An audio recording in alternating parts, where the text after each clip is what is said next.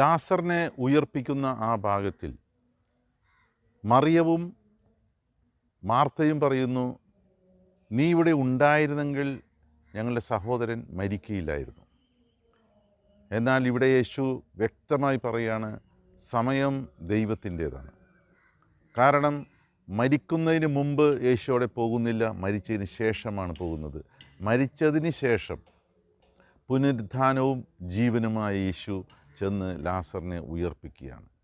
അപ്പോൾ നമ്മുടെ ജീവിതത്തിലും പല സമയങ്ങളുണ്ട്.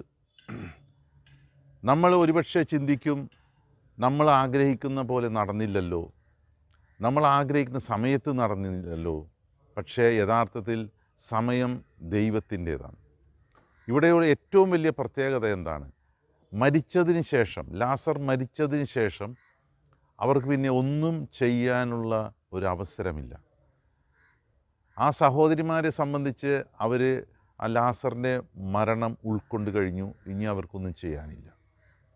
അവിടെയാണ് ദൈവത്തിൻ്റെ പ്രവൃത്തി. നമ്മളുടെ സമയം കഴിഞ്ഞു, നമ്മൾ ഇനി ഒന്നും ചെയ്യാൻ നമുക്കില്ല എന്ന് പറയുമ്പോൾ ദൈവം ഇടപെടും.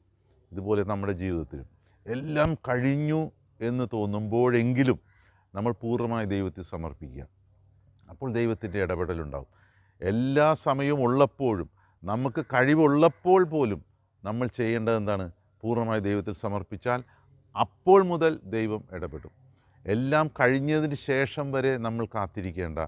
എല്ലാം ഉള്ളപ്പോൾ ദൈവത്തിന് സമർപ്പിക്കുക, ദൈവത്തിൻ്റെ ഇടപെടൽ കാണുക, അത്ഭുതങ്ങൾ കാണുക. എല്ലാവരും ദൈവം അനുഗ്രഹിക്കട്ടെ. ഹല്ലേലൂയ.